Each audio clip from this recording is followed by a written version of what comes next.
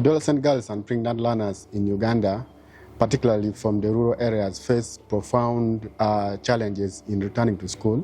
In the SHE SOARS project, with support from the Center for Reproductive Rights, Women Rural Development Network and Community Network of Community Development are actually pushing for a policy reform to ensure that these adolescent girls and pregnant learners actually return and stay in school. Teenage pregnancy continues to be a challenge, accounting for 25%, with only 8% of the learners returning to school. We embarked on conducting a legal and policy research to ensure that policies or guidelines that exist can support re-entry and retention of pregnant girls and adolescent mothers.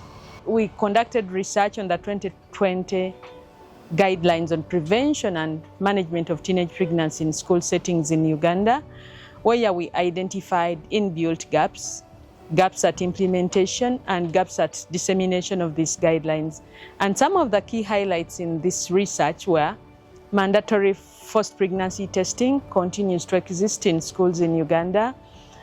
There are strict measures in readmitting adolescent mothers in some schools in Uganda, and as a result, we went further to engage the line Ministry of Education and Sports, engaging the gender unit, which is in charge of reviewing the guidelines to ensure that the inbuilt gaps in the guidelines can be reviewed and removed. And one of our key highlights was removal of mandatory pregnancy testing in schools and mandatory leave that was granted to girls that forces them to miss school. And as a result, we've had engagements with members of parliament and the line ministry, and we are making progress. One of the key progress we see is the ministry has made a commitment to review the 2020 school re-entry guidelines that will give an opportunity to pregnant girls and adolescent mothers to return and continue with school.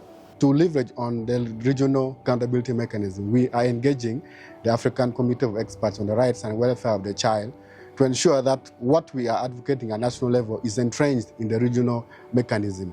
And part of our contribution was that we contributed towards the development of the General Comment 9 of education, particularly asking the regional mechanism to hold our states to account on matters pertaining the child, the rights and welfare of the children.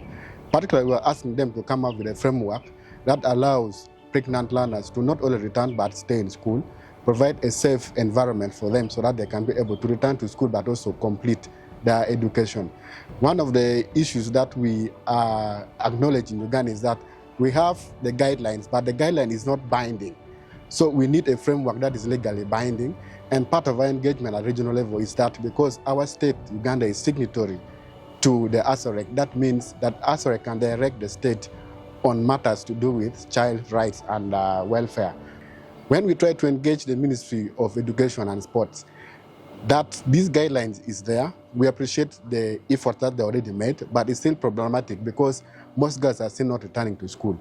So they actually are requesting us to look at the school health policy so that some of these asks that we are asking for, including suspension of mandatory leave, because these girls, when they're found to be pregnant at 3 months, they go back home and they return after 6 months. So that is 1 year out of school. So we're asking them to revisit that, maybe look at it from case-to-case basis. If a girl is pregnant and can go up to 7th or 8th month, they should be allowed to actually return to school. But also, the time that they are out, is there a plan for government to ensure that they actually come back and be in line with what their colleagues were in school as they were away from school?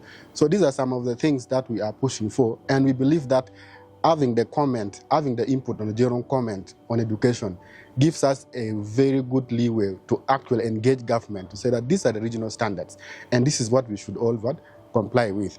And we believe that through the engagement at regional level, we will be able to hold our government to account on basis that every girl, whether pregnant or not, deserves the chance to stay in school no matter what the condition is.